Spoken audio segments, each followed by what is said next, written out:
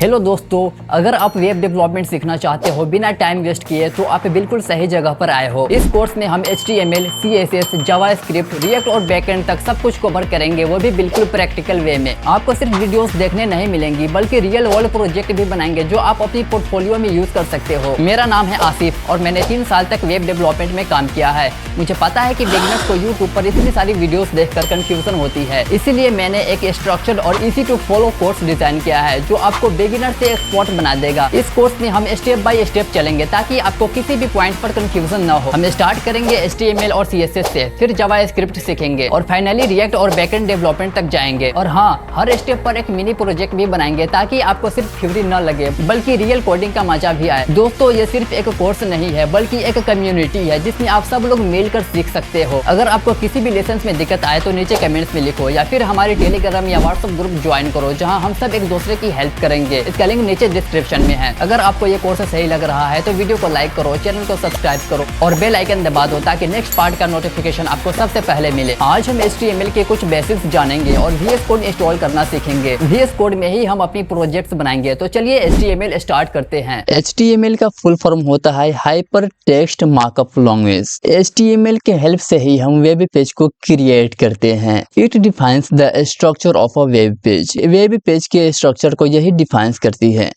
चलिए कुछ एग्जांपल देखते हैं कि वेब पेज इसी से ही क्रिएट होता है, ऐसा कैसे मान लो। चलो दिखाता हूँ आपको कुछ एग्जांपल। जैसे कि मैं यहाँ फ्लिपकार्ट की साइट ओपन करके रखा हूँ, आप देख सकते हैं। ये सभी पेज में आप जो भी कंटेंट देख रहे हैं ना, ये सब HTML के हेल्प से ही लिखा गया है। ये सब HTML के फॉर्मेट में ही है। तो हम जो है ना HTML के कंटेंट को चेंज भी कर सकते हैं, जो भी पॉसिबल हो उसको। तो जैसे देखिए यहाँ पे प्राइस है 1,12,900 रुपीज़। इसको हम चेंज करते हैं। इसको चेंज करके हम 1 रुपीज़ बनाता हूँ। कैसे करेंगे? तो इस पर पहले राइट क्लिक करेंगे, तो फिर यहाँ पे नीचे ना इंस्पेक्ट का ऑप्शन आएगा। इंस्पेक्ट करते हैं इसको। तो यहाँ पे हमें डिव के अंदर ये क्लास दिया गया है, उसके अंदर ये प्राइस दिया गया है। यहाँ प्राइस दिख रहा है ना, इसी प्राइस को हमें चेंज करना है। तो इस पर डबल क्लिक किया पहले, फिर एक बार और क्लिक किए, तो उसके बाद ये चेंज करने के लिए दे रहा है। तो हम 1 रुपीज़ कर दिए। अब इसको एंटर बटन दबाते हैं। अब ये 1 रुपीज़ चेंज हो चुका है, जैसे आप यहाँ पे भी देख सकते हैं, देख लीजिए। लेकिन हम इसे थोड़ा बड़ा करता हूँ कि अच्छा लुक दिखे। यहाँ से कट कर देता हूँ। अब देखिए 1 रुपीज़ तो हो गया। कैसे हुआ ये 1 रुपीज़? क्योंकि ये HTML में लिखा गया था और हम HTML के एलिमेंट को चेंज कर सकते हैं।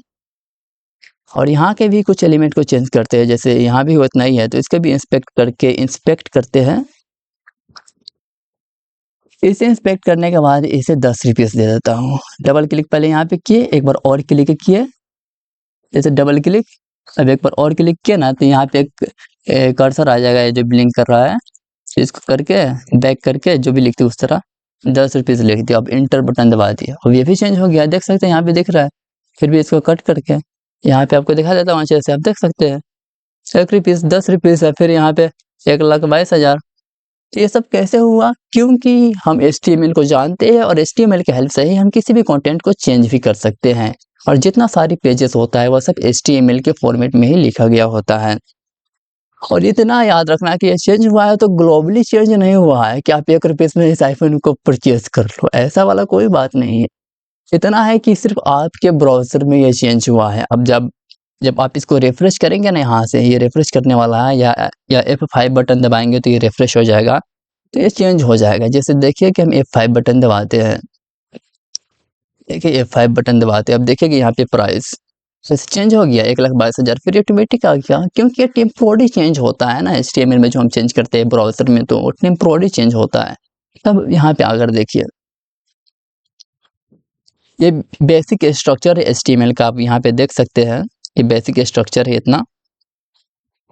और देखिए ये जो है ना ऊपर यहाँ पे ये डॉक टाइप HTML, ये क्या है? तो इसका यहाँ पे कुछ टैग्स, इसे टैग्स बोला जाता है। ये भी टैग्स है, ये भी टैग्स है, ये भी टैग्स है, टैग है, ये भी बॉडी टैग है। किसी भी टैग को ओपन करते हैं तो उसको क्लोज भी करते हैं। जैसे यहाँ पे देखिए HTML टैग यहाँ पे ओपन है और यहाँ पे क्लोज है।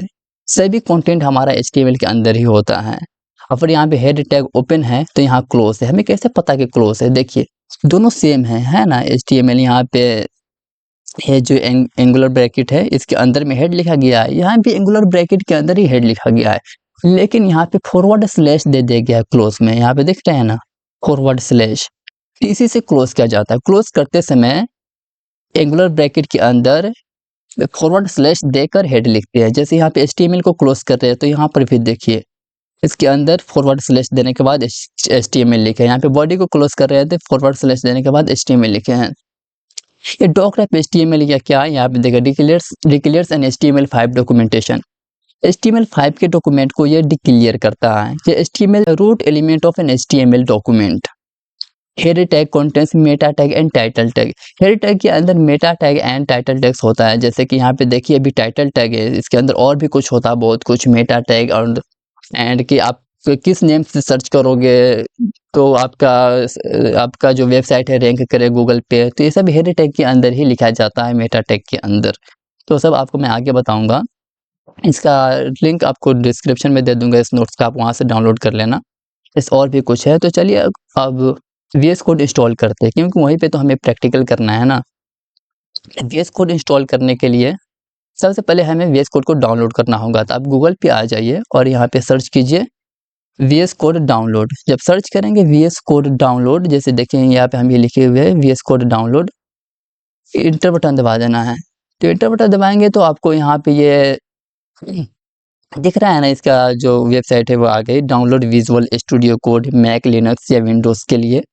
तो हम डाउनलोड पे टैप कर देते हैं। यहाँ पे डाउनलोड पे टैप किया तो ये ओपन हो रहा है। ओपन होने के बाद हमें 3 ऑप्शंस दिखेंगे कि किसके लिए हमें डाउनलोड करना है। जैसे यहाँ पे विंडोज़ के लिए, यहाँ पे है लिनक्स के लिए, यहाँ पे है मैक के लिए। तो हमें ये डाउनलोड करना है अभी फ़िलहाल विंडोज़ के लिए। आप इसे अपने सिस्टम के अकॉर्डिंग डाउनलोड कर लेना। तो हम इसे विंडोज़ के लिए डाउनलोड करते हैं।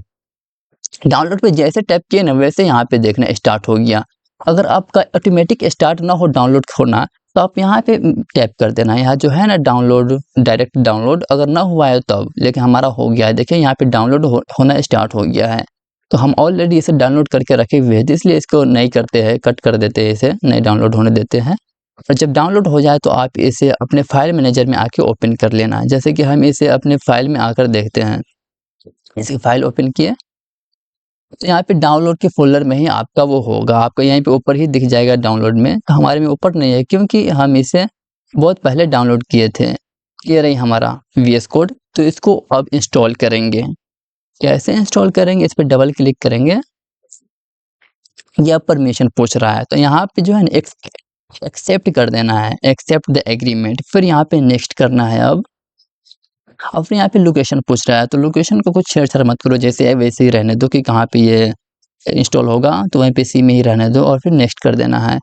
फिर ये भी वैसे ही रहने दो, फिर नेक्स्ट कर देना है, नेक्स्ट कर देना है। यहाँ पे जो है ना क्रिएट अ डेस्कटॉप आइकन, एक डेस्कटॉप आइकन हमारे होनी चाहिए। जो डेस्कटॉप से हम इसे ऐसे करेंगे तो इस पर टिक लगा देना है, क्रिएट अ डेस्कटॉप आइकन करके। और ये सब जैसे है तैसे छोड़ देना है। और फिर यहाँ पे नेक्स्ट कीजिए और फिर यहाँ पे इंस्टॉल पे, फाइनली इंस्टॉल पे टैप कर दीजिए। अब यहाँ पे इंस्टॉल होना आपका स्टार्ट हो गया है। इंस्टॉल हो रहा है, जब तक वेट कीजिए।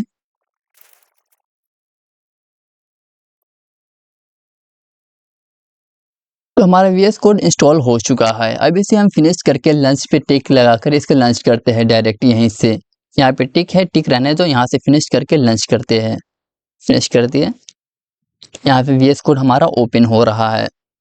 जैसे VS कोड हमारा ओपन हो गया तो ये हमारे पहले की है, जो पहले प्रोजेक्ट किया था ना, वही यहाँ पे ओपन हो रहा है। तो इसको हम कट कर देते हैं। तो पहले के प्रोजेक्ट को कट करके आपको न्यू पे बताता हूँ। फाइल पे गए, यहाँ पे क्लोज फोल्डर पे टैप कर दिए। तो आपका जब फर्स्ट टाइम ओपन होगा तो इसी तरह से आपकी दिखेगा। जो अभी जो इंटरफेस है ना VS कोड का, वैसे ही आपको भी दिखेगा। तो अभी आपको कुछ नहीं करना है, यहाँ से क्लोज नहीं करना है, विंडो के साथ डी बटन दबाना है इतना ही पे। जब ये ओपन हो जाए तो विंडो के साथ डी बटन दबा के यहाँ पे हम डेस्कटॉप आइकन पे आ गए। यहाँ पे हमें एक फोल्डर बनाना होगा जहाँ पे हम अपनी प्रोजेक्ट को रखेंगे। तो यहाँ पे राइट क्लिक करके यहाँ पे न्यू करके एक फोल्डर बना लेंगे। फोल्डर पे टैप किए और यहाँ पे फोल्डर का नाम हम रख देते हैं वेब डेवलपमेंट।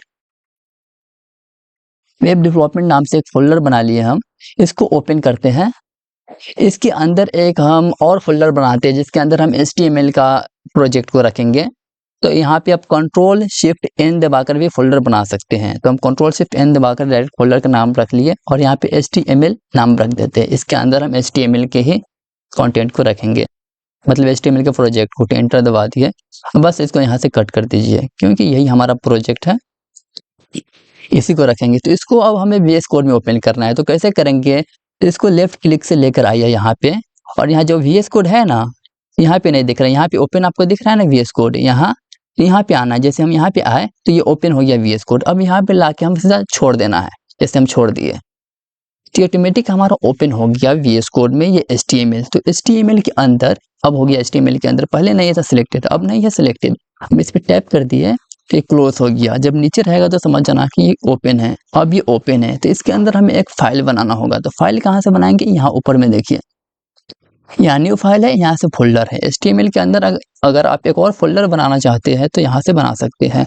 लेकिन हमें फाइल बनाना है। तो फाइल बनाने के लिए यहाँ पे टैप करेंगे, फाइल पे टैप किए और HTML के अंदर ही बन रहा है। यहाँ पे हम इसका नेम दे देते हैं index.html। ओपन कर दिए, ये इंडेक्स नाम की फाइल बन चुकी है। और किसी भी, और यहाँ पे आप किसी भी नेम से बना सकते हैं, लेकिन लास्ट में ना .html जरूर होना चाहिए क्योंकि हम HTML सीख रहे हैं ना, और HTML क्या है, एक्सटेंशन है इस फाइल का। तो HTML सीख रहे हैं तो .html होना ही चाहिए। अब यहाँ पे हम HTML के कुछ बेसिक स्ट्रक्चर लिखते हैं। तो उसके लिखने के लिए हम मैनुअली नहीं लिखेंगे, आप शिफ्ट के साथ 1 बटन दबाइए। जो क्यू के ऊपर 1 बटन है ना, उसको दबाइए, मतलब एक्सक्लेमेशन मार्क का जो है उस पर 1 बटन दबाए ना, तो यहाँ पे ऑटोमेटिक हमें सजेस्ट कर रहा है HTML के डॉक्यूमेंट को। यहाँ पे राइट क्लिक में आप यहाँ पे देख रहे हैं मेरे माउस के कर्सर के पास, तो आप यहाँ पे एंटर बटन दबा देना है। एंटर बटन दबाए तो यहाँ पे हमें HTML के स्ट्रक्चर आ चुका है। इसको हम बड़ा कर लेते हैं कि आपको अच्छा से दिखे। इसको कट कर लेते हैं थोड़ा फाइल से, ठीक है। अब ये बड़ा हो गया है, अब आपको अच्छा से शायद दिख रहा होगा। ये मेटा टैग है ना, इसका भी हमें काम नहीं है। क्या है आपको आगे बताऊंगा, ये क्या है UTF-8 और ये क्या है। तो इसको अभी हम फिलहाल कट कर देते हैं, कैंसिल कर देते हैं। अब इतना जानिए, अभी ये जो है ना, इतना, ये तो डॉक टाइप HTML5 को डिक्लेयर करता है, और यह है HTML। और ये बताता है कि HTML हम लिखते हैं तो HTML के अंदर ही, ये HTML टैग के अंदर ही हमें सबको लिखना होगा। लैंग जो है ना, ये लैंग्वेज बता रहा है कि हम इंग्लिश लैंग्वेज में इसे लिख रहे हैं। यहाँ पे देखिए, बोले थे ना क्लोज होता है, तो यहाँ HTML ओपन हो रहा है, यहाँ से देखिए, और यहाँ पे क्लोज हो रहा है। क्लोज कैसे हो रहा है, एंगुलर ब्रैकेट के अंदर एक स्लैश टैग को देकर क्लोज हो रहा है। यहाँ पे हेड टैग को देखिए, हेड टैग यहाँ पे ओपन हो रहा है और यहाँ पे क्लोज हो रहा है। कैसे, एंगुलर ब्रैकेट के अंदर। यहाँ बॉडी टैग है, यहाँ बॉडी टैग क्लोज हो रहा है और यहाँ ओपन हो रहा है। कैसे, एंगुलर ब्रैकेट से क्लोज होता है, नहीं तो दोनों सेम ही होता है। और हमारा जो भी कंटेंट होता है ना HTML पे, वो हम बॉडी टैग के अंदर ही लिखते हैं। और टाइटल के अंदर क्या होता है वो बताता हूँ आपको। टाइटल में मैं जैसे लिख देता हूँ कि my first web page. Title थोड़ा छोटा ही होता है क्योंकि उतना बड़ा नहीं है। माय फर्स्ट वेब पेज लिखते हैं यहाँ पे, ये टाइटल में जाएगा। इसको अब हम रन करते हैं। रन करने के लिए अब कैसे रन करेंगे, तो यहाँ से लाइव सर्वर पे आ सकते हैं। तो यहाँ पे लाइव सर्वर पे हम डायरेक्ट जा करके यहाँ ऐसे आते हैं, जैसे इसे यहाँ पे जब फाइल पे टाइप करेंगे ना, अब यहाँ पे HTML का जो फॉर्मेट आपको दिख रहा है, यहाँ पे राइट क्लिक कीजिए, यहाँ पे कॉपी पाथ दिख रहा है, इस पाथ को पहले कॉपी कर लीजिए, ठीक है। हम पाथ को कॉपी कर लिए। अब हमें आ जाना है ब्राउज़र में, जैसे क्रोम में, ये तो डाउनलोड हो गया आपका, इसको कट कर दीजिए। ब्राउज़र में आके न्यू टैब लेना है और यहाँ पे पेस्ट कर देना उस पाथ को हम यहाँ पे पेस्ट कर दिए, ठीक है। वो जो पाथ उसी को, अब इसको हम एंटर बटन दबाते हैं। तो यहाँ पे तो हमें कुछ नहीं दिखा ना, क्योंकि यहाँ पे हम अभी बॉडी टैग के अंदर कुछ लिखा ही नहीं है। लेकिन यहाँ ऊपर में देखिए, ऊपर में क्या लिखा हुआ है, माय फर्स्ट वेब पेज।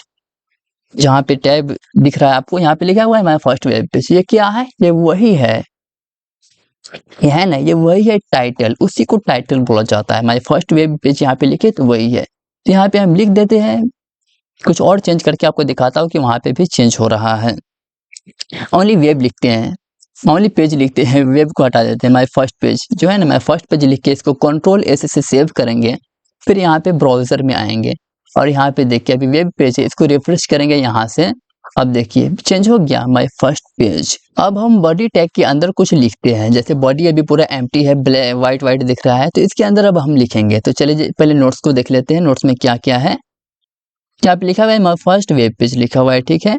अब यहाँ पे टैग में पहले सबसे पहले लिखा हुआ है वेलकम टू HTML H1 में, तो इसी को हम लिखते हैं बॉडी टैग के अंदर H1 में, वेलकम टू HTML, ठीक है। यहाँ पे आइए इसमें, और बॉडी टैग ये रही, ये है बॉडी टैग, और यहाँ पे क्लोज हो रहा है।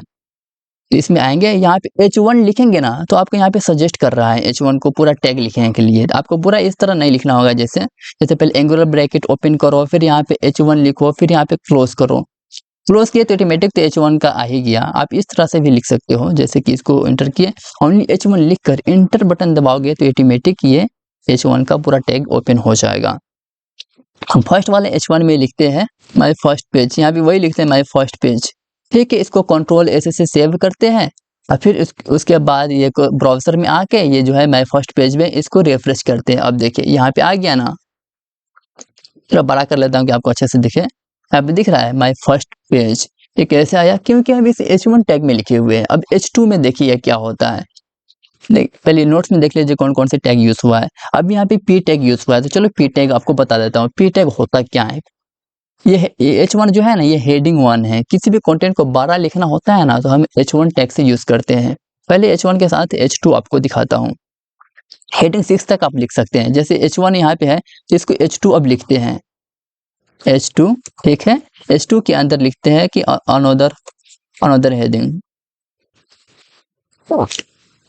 अब देखते हैं ये कैसे दिखता है, कितना बड़ा दिखता है। अनदर हेडिंग लिख के कंट्रोल S किए, कंट्रोल S, अब यहाँ पे आकर रिफ्रेश करते हैं इसी ब्राउज़र में। अब यहाँ से रिफ्रेश करते हैं। अब देखिए ये वाला जो हेडिंग है ना, ये उससे फर्स्ट वाला H1 से छोटा है। अब H3 में लिख कर देखते हैं कुछ। अब इंटर बटन दबाए, यहाँ पे H3 करके इंटर किए। अब यहाँ पे लिख देते हैं कि थर्ड हेडिंग। अब इसे कंट्रोल S से सेव किए, कंट्रोल के साथ S बटन दबाने से ये सेव होता है। ये सेव किया और फिर यहाँ पे आकर इसको रिफ्रेश किए, तो अब देखिए यहाँ पे आ गया थर्ड हेडिंग। लेकिन इसका साइज में आप कंपेयर कीजिए, साइज आपको दिख रहा है। साइज देखिए, फर्स्ट जो H1 में यूज किए थे वो इतना बड़ा है, H2 में यूज किए थे वो इतना छोटा है, और H3 में किए उससे भी छोटा है। अब पैराग्राफ का यूज करके देखते हैं कि पैराग्राफ टैग में क्या होता है। P टैग से पैराग्राफ लिखा जाता है। ऐसे कि हम P लिखे तो P टैग पे इंटर दबा दिया तो पैराग्राफ टैग ऑटोमेटिक ओपन होकर क्लोज हो गया। तो यहाँ पे हम लिखते हैं, बार बार लिख लिया करेंगे तो थोड़ा टाइम लगेगा, उससे बेहतर है कि यहाँ से हम कॉपी कर लेते हैं। यहाँ पे P टैग के अंदर के कंटेंट को हम कॉपी कर लिए कंट्रोल C से, और फिर यहाँ पे आकर पेस्ट कर लेते हैं, ठीक है। इसको कंट्रोल S करते हैं।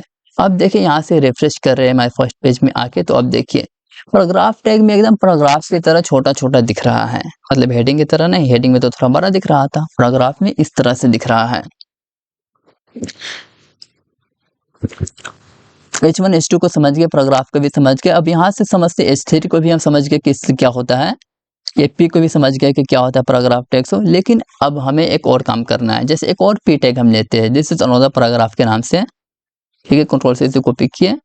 अब यहाँ से एक और P टैग लेते हैं, इंटर बटन दबाए, जैसे बीच में है, यहाँ से नीचे हमें निचला लाइन में आना है, तो कैसे आएंगे, डायरेक्ट इंटर दबाएंगे तो ये तो गड़बड़ हो गया ना। कंट्रोल Z से इसको कैंसिल कीजिए, कंट्रोल के साथ इंटर बटन दबाइए, तो ऑटोमेटिक वहां से आ जाएगा। अब यहाँ से फिर P टैग लेते हैं, ओपन किए और यहाँ पे वो पेस्ट कर दिए, this is another paragraph.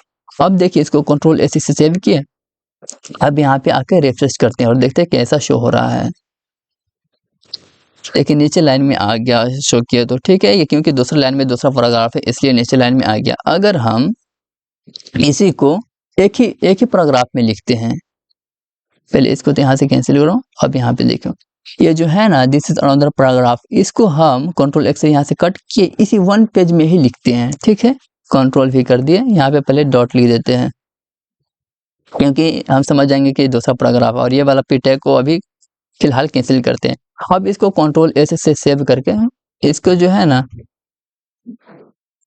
Line break इसमें लगा देता हूँ, वेट, कि हाइड नहीं होगा। पहले इसको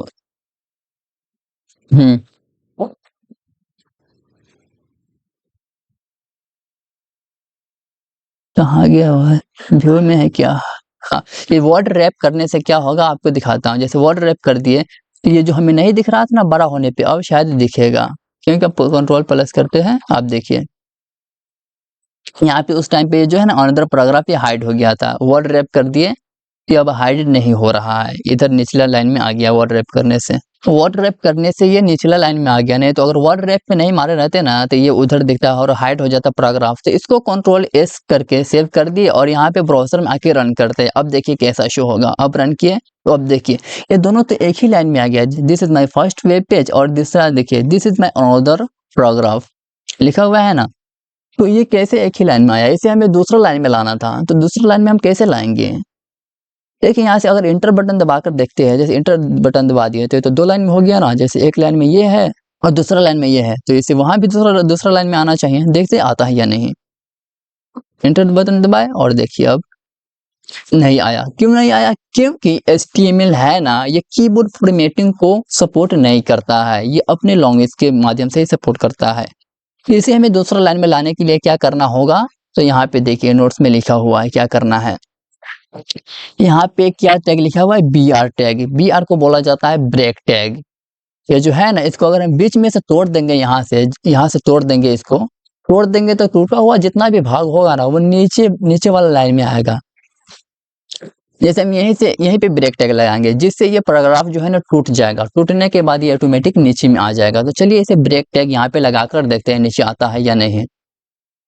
अगर इसमें और यहाँ पे ब्रेक टैग लगाना है, क्योंकि अनदर पैराग्राफ से पहले यहाँ पे स्पेस बटन दबा के BR टैग लिखिए, सिर्फ BR, एगो BR लिखना है, एगो BR और इंटर बटन दबा दीजिए, बस ये ऑटोमेटिक BR टैग आ जाएगा। BR टैग को क्लोज नहीं किया जाता है, एक बार ही लिखा जाता है, तो BR लिखकर इसको क्लोज नहीं किए। अब इसको सेव करके अब यहाँ पे आके इसको रिफ्रेश करते हैं। अब देखिए निचला लाइन में आ गया एक ही पैराग्राफ से। कैसे आया? क्योंकि इसको बीच में से यहीं से ब्रेक कर दिए हुए हैं।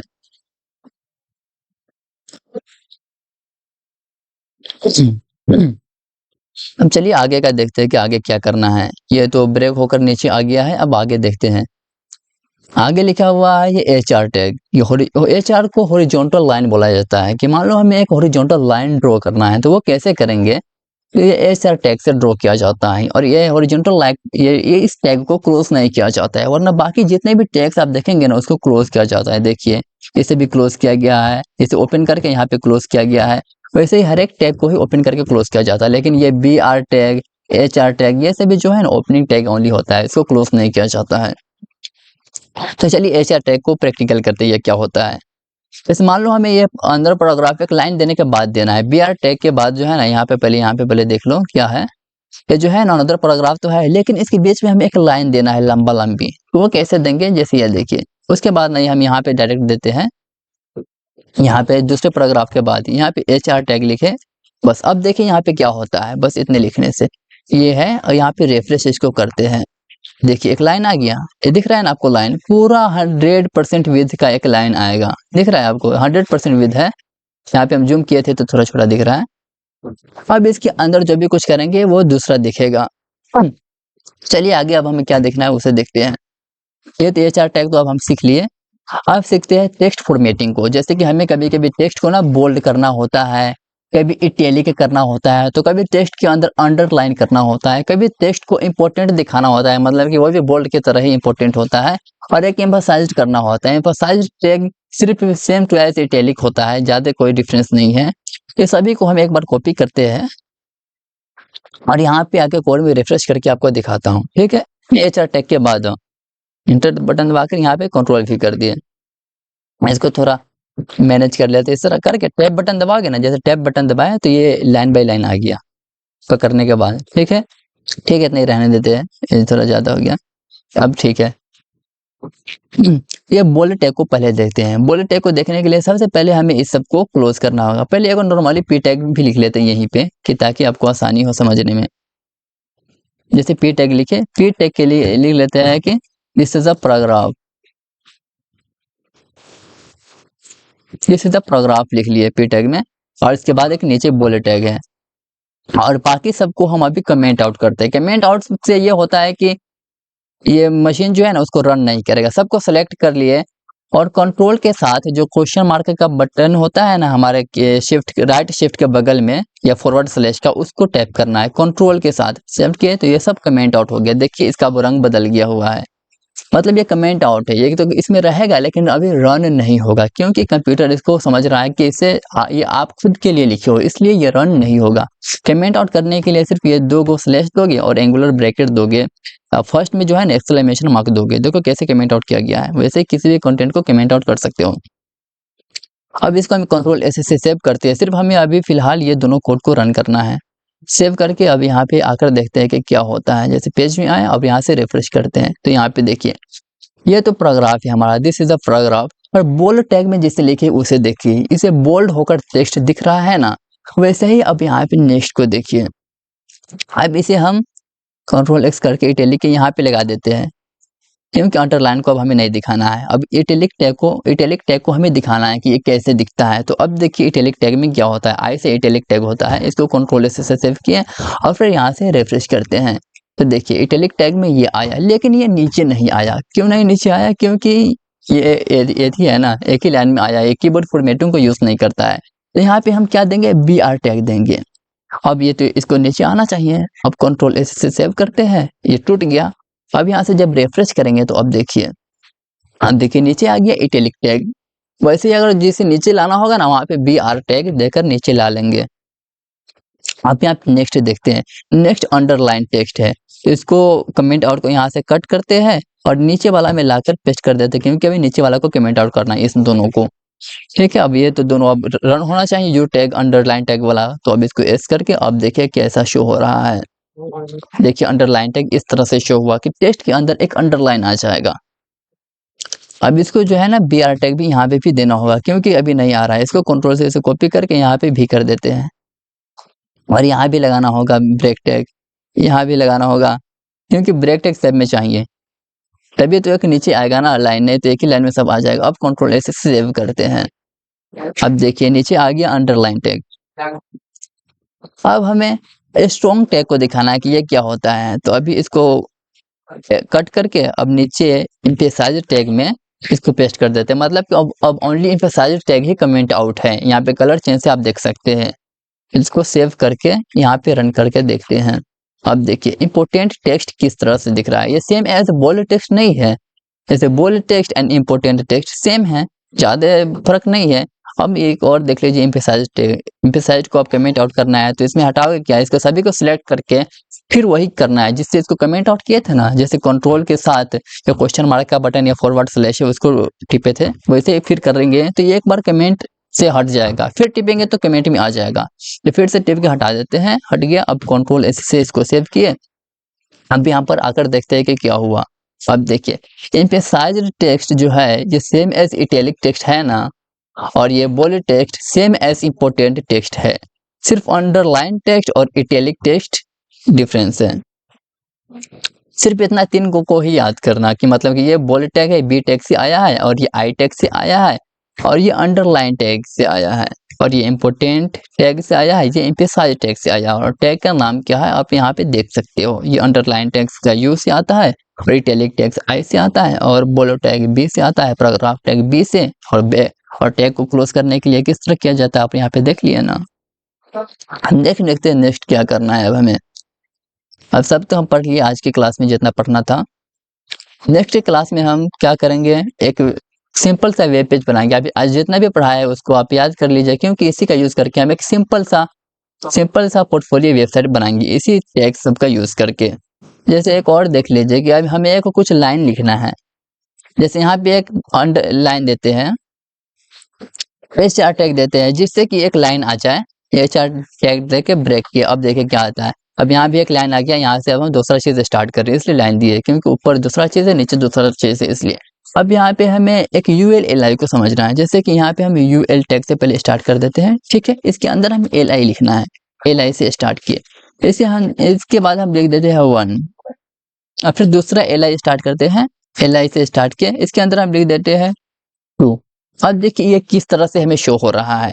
इसको कंट्रोल एस से सेव किए। अब यहाँ पर आकर देखिए, अब देखिए यहाँ पे हमें बुलेट दिख रहा है। ये बुलेट दिख रहा है नहीं, कैसे हुआ, क्योंकि इसे उस तरह से लिखा गया है।